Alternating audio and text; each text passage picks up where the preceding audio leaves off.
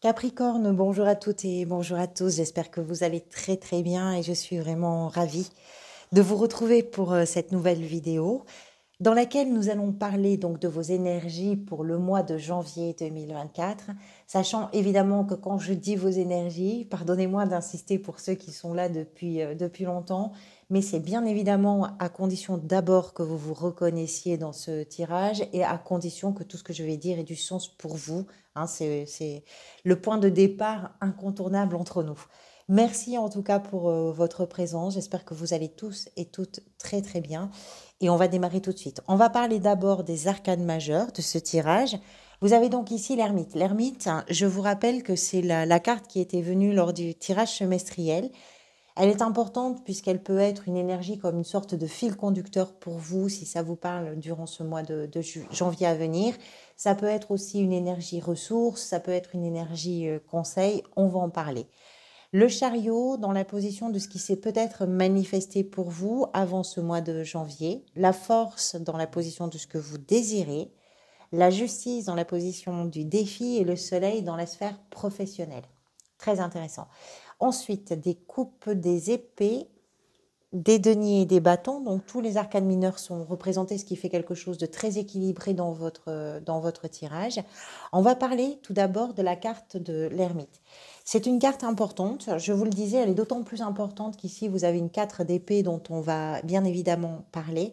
L'ermite, c'est une carte qui nous explique que pour vous, le mois de janvier peut être un mois où vous aurez besoin, envie, de prendre du temps, de vous accorder du temps pour poser des questions. D'abord pour vous poser des questions à vous, des questions très importantes, fondamentales et probablement existentielles parfois, de vous poser des bonnes questions et peut-être aussi d'aller poser des questions par rapport à ce que vous vivez, par rapport au sens des choses, par rapport à ce que vous êtes en train de partager avec les autres, peut-être aussi par rapport à ce que vous vivez professionnellement ou dans votre vie d'une façon très générale.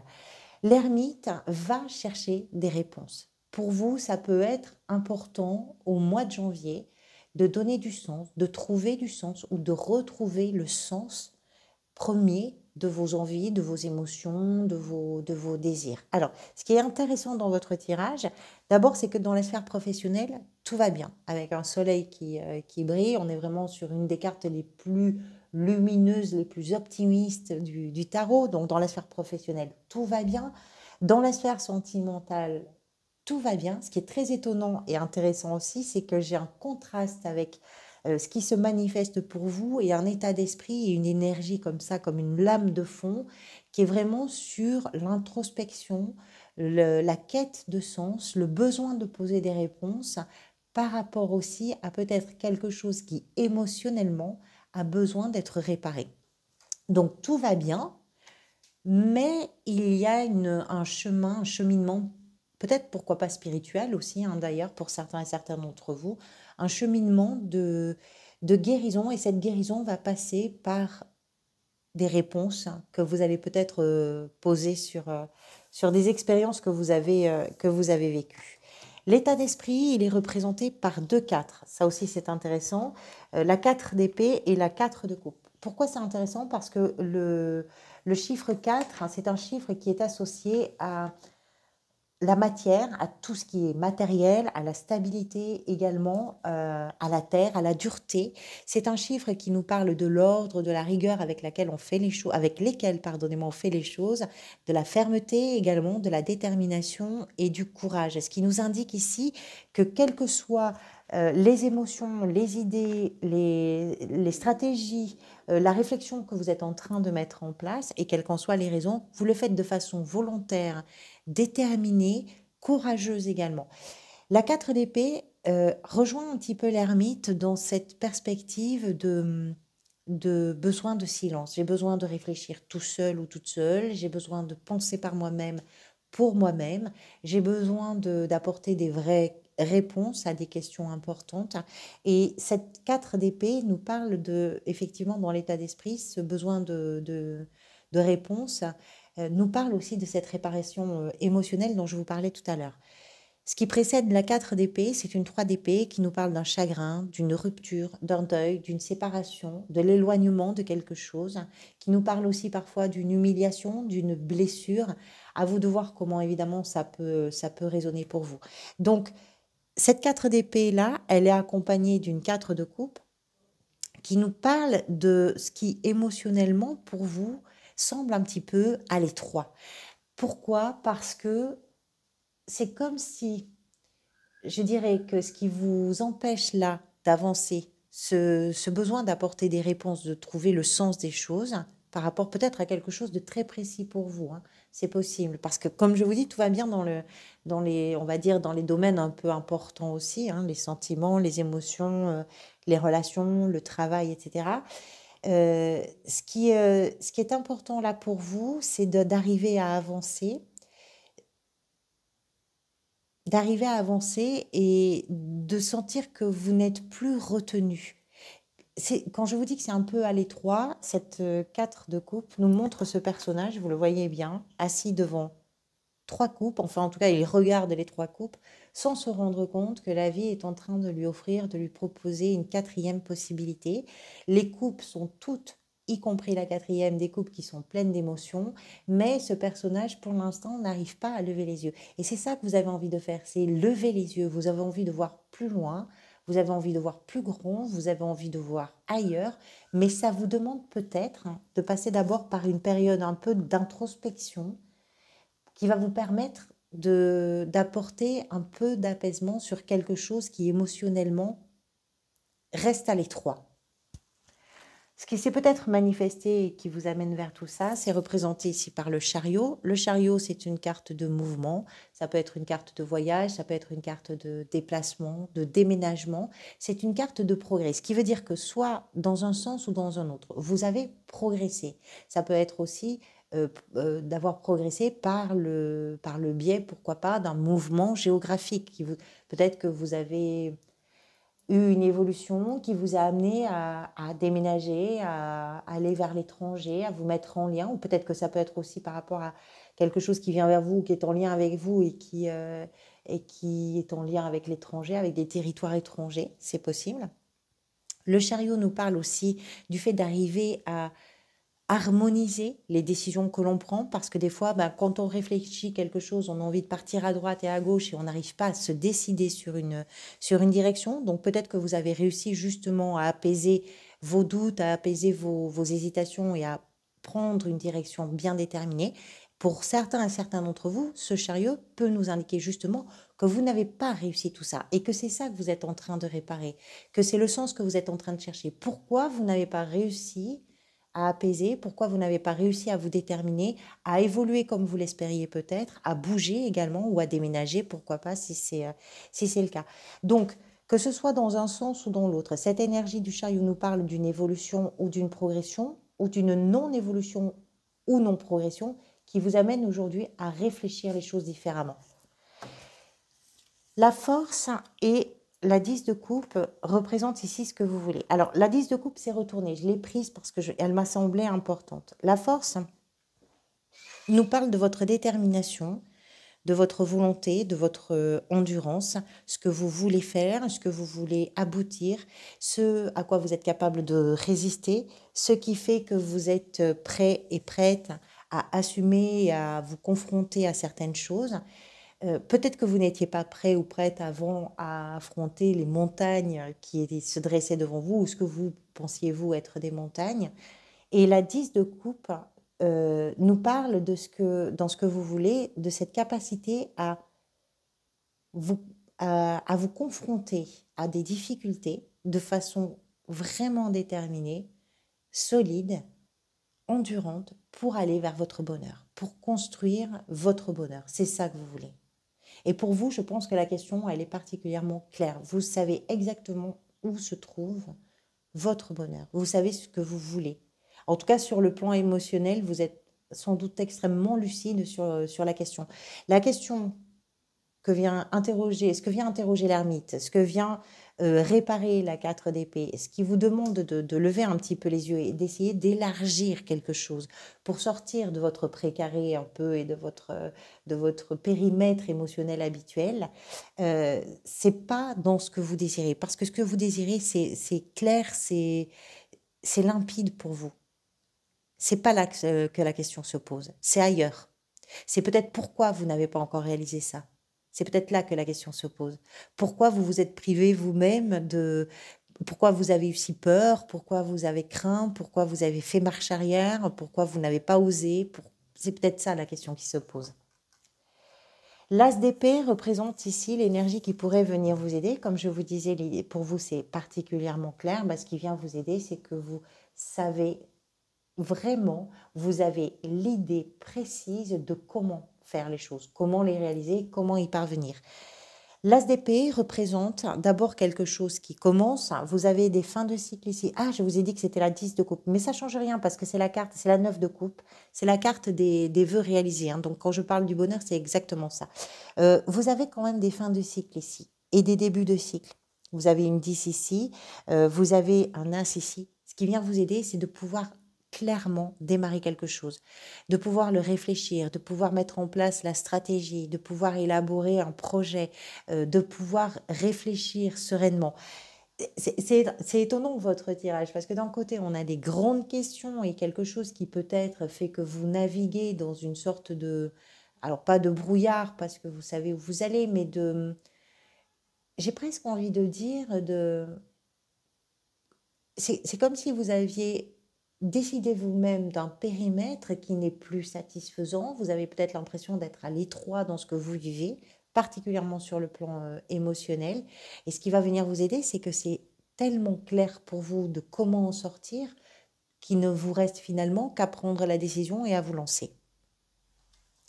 Le défi pour vous est représenté par la justice. Alors c'est intéressant aussi par rapport au chariot dans ce qui s'est manifesté, parce qu'il a pu y avoir des hésitations, des doutes, des questionnements et tout un travail comme ça de comment je pourrais vous dire, de rassemblage ou de rassemblement de vos idées, de vos désirs, de vos envies pour essayer de mettre vraiment une direction en perspective qui soit claire. La justice dans le défi nous parle effectivement de l'équilibre, nous parle de la clarté d'esprit, nous parle également de tout ce que vous pouvez vous prendre en compte et mettre dans la balance pour que les choses soient justes. C'est comment vous vous rendez justice, c'est comment vous prenez en compte également tout un environnement, peu importe l'environnement, hein, que ce soit une famille, que ce soit un partenaire ou une partenaire de vie, que ce soit un environnement professionnel, c'est comment vous allez prendre en compte tout ça pour pouvoir apporter des solutions, pour pouvoir apporter des réponses, pour pouvoir apporter des décisions aussi, pourquoi pas, parce que c'est aussi ça, hein, la justice, c'est prendre des décisions importantes. C'est ce qui vient vous aider. Donc, j'ai pas trop l'impression que ce soit une décision, puisque un as d'épée va venir vraiment trancher, mais en même temps, ça peut représenter un défi, parce que la décision doit être juste, à la fois pour vous peut-être, et à la fois pour les autres. Les décisions que vous prenez doivent prendre en compte votre situation, mais pas uniquement. C'est peut-être là que le défi se pose pour vous. Et il est possible aussi que par rapport aux doutes et par rapport aux hésitations que vous avez eues, même si vous avez la force ici, où on sent vraiment que vous êtes déterminé, que vous avez envie d'y aller, la justice nous explique que par rapport à ces doutes, eh ben, il faut aussi arriver à ne plus douter quelque part. Il faut arriver à se positionner. D'où l'importance de l'ermite. Par rapport à des situations qui vous ont fait douter, qui vous ont fait vous questionner, ben, le défi aujourd'hui, c'est d'oser être franc, équitable ou franche, équitable, assumer également ce que vous avez fait, vos parts d'erreur, vos parts de réussite, vos parts de tout ça, et arriver à faire en sorte que tout d'un coup quelque chose devienne un peu plus équilibré. Dans la sphère professionnelle, je vous le dis, tout va bien. Le soleil, donc c'est le budget. La sphère professionnelle, c'est effectivement l'activité qui est la vôtre actuellement. Tout se passe bien. On est sur une carte qui est très optimiste, qui est dynamique également, qui nous parle de quelque chose là aussi qui est bien éclairé, une situation qui va bien, puisque c'est en lumière, puisque c'est en conscience. Donc vraiment, dans la sphère professionnelle, j'ai pas grand-chose à dire. Le budget est bien géré, les finances sont bien gérées. Si vous êtes à la recherche d'un emploi, eh bien, il est possible que vous trouviez quelque chose qui soit vraiment, qui corresponde vraiment à vos attentes, parce qu'on est vraiment sur une carte très, très lumineuse, comme je vous le disais tout à l'heure. Il est possible que vous soyez là actuellement sur le début d'un projet que vous êtes en train de mener avec beaucoup de détermination, vous êtes en train de mettre en place les choses, vous savez où vous allez, pour vous c'est clair. Donc, vous avez effectivement peut-être, si vous êtes sur un début de projet, en train de réfléchir à comment, c'est peut-être ça aussi qui vous porte, à comment ouvrir en un peu plus grand le périmètre dans lequel vous étiez, c'est possible aussi, mais tout va bien. Tout va véritablement bien dans la sphère professionnelle. Dans la sphère sentimentale et relationnelle, la 10 de denier, là aussi, tout va bien. C'est une carte d'abondance, de sécurité. Euh, c'est une carte, alors là aussi, qui nous parle d'une fin de cycle. Mais quand je vous dis fin de cycle, c'est que simplement vous parvenez à atteindre quelque chose dans vos relations, dans une relation en particulier, dans votre sphère familiale, dans vos échanges en tout cas, atteindre quelque chose qui est particulièrement satisfaisant. La 10 de denier, un peu comme nous parle aussi des héritages, des patrimoines. Il est peut-être question de ça pour certains et certaines d'entre vous. Et s'il en est question, ce que cette carte nous indique, c'est que dans ce qui s'échange en famille, on va dire, ou dans des questions d'héritage, peut-être qui se posent, pourquoi pas, les choses sont bien. Puisqu'on parle d'abondance, on parle d'une stabilité, on parle d'un certain confort. Donc là aussi, encore une fois, tout est plutôt bien. Pour ceux et celles qui ne sont pas forcément concernés par des questions effectivement d'héritage, cette carte nous parle dans vos relations, de ce qui est vraiment, comment je pourrais vous dire ça, de ce qui vous donne à vous, en tout cas, le sentiment d'être au bon endroit, avec les bonnes personnes et à vivre exactement ce que vous avez envie de vivre. Vous vous sentez à l'abri, vous vous sentez protégé, vous vous sentez en sécurité dans vos échanges, dans vos relations. Tout va bien. Qu'est-ce qui est peut-être en train de se manifester pour vous durant ce mois de janvier? C'est représenté ici par le valet de bâton. Le valet de bâton, c'est un personnage qui est très enthousiaste, hein, qui aime explorer, qui a envie d'explorer, qui a un esprit assez libre, qui est ouvert à de nouveaux horizons. Et c'est vraiment ça. C'est-à-dire que, encore une fois, de la même façon qu'avec l'As, on est en présence d'une énergie nouvelle, d'une énergie qui nous laisse penser qu'il y a encore des choses à faire, qu'il y a beaucoup même de choses à faire, et que vous y allez avec beaucoup d'enthousiasme. La nouveauté, alors il est possible que la nouveauté vienne en partie du fait que là, vous êtes capable de comprendre ce que vous vivez, de comprendre pourquoi vous êtes à l'étroit dans un contexte émotionnel, pourquoi vous vous êtes peut-être aussi enfermé vous-même dans un mode de fonctionnement, dans un mode de pensée, dans un mode de communication avec les autres vous êtes enfermé vous-même dans quelque chose. Et ce qui est en train de se mettre en place là peut-être pour vous, c'est justement comment on sort de son pessimisme, comment on sort des cadenas qu'on a verrouillés à toutes les nouvelles idées, comment on sort aussi de l'agressivité, puisqu'avec les bâtons, parfois, on a ces notions aussi de pulsion un peu trop agressive. Ce valet peut être agressif. Donc il est possible aussi pour certains et certaines que vous soyez en train justement de remettre un petit peu les pendules à l'heure, et c'est pas si évident puisque c'est aussi un défi pour vous, euh, pour comprendre, pour rétablir, pour réparer par rapport à vos blocages, par rapport à vos idées noires, par rapport à tout ça. Pourquoi vous faites ça? Tout simplement parce que ça vous amène vers une nouvelle page, parce que ça vous amène vers une nouvelle liberté et que ça vous permet de créer quelque chose qui est beaucoup plus enthousiasmant pour vous. C'est ça que vous êtes en train de faire peut-être au mois de janvier. Vers quoi ça va? C'est représenté par la 8 de denier qui nous parle d'une période de travail, de labeur, d'effort et de grande satisfaction parce qu'il y a énormément de fierté. Quand on décide quelque chose, qu'on se met à la tâche, qu'on décide qu'on va y arriver et qu'on fait tous les efforts qui sont nécessaires pour y parvenir, alors oui, on peut espérer avoir des résultats. Et c'est vers ça que vous allez. Sur le mois de février, alors qu'est-ce que j'ai dit? J'avais regardé au début. je me souviens plus. Le mois de février, vous avez la mort, donc vous allez vers un mois vraiment de métamorphose. La métamorphose qui va, on verra bien sûr avec les cartes qui vont l'entourer, mais la métamorphose va arriver par tous les efforts que vous êtes en train de réaliser sur le mois de janvier, entre autres, et probablement tout ce que vous avez mis en place, puisque vous allez aussi vers le chariot au mois de mars, qui nous parle de vos réussites, qui nous parle de vos victoires, et on verra tout ça sur les mois, pardonnez-moi, sur les mois à venir. Voilà pour vous, amis Capricorne. Encore une fois, je vous remercie beaucoup pour votre présence, pour votre patience, pour ceux qui attendaient la vidéo. Quel que soit le moment où vous regarderez cette vidéo, je vous souhaite à toutes et à tous de belles fêtes de fin d'année. Je vous souhaite également un très bon début d'année 2024. On se retrouve bientôt. Dans la mesure du possible, prenez soin de vous et des gens que vous aimez et surtout profitez de l'instant présent. À très bientôt.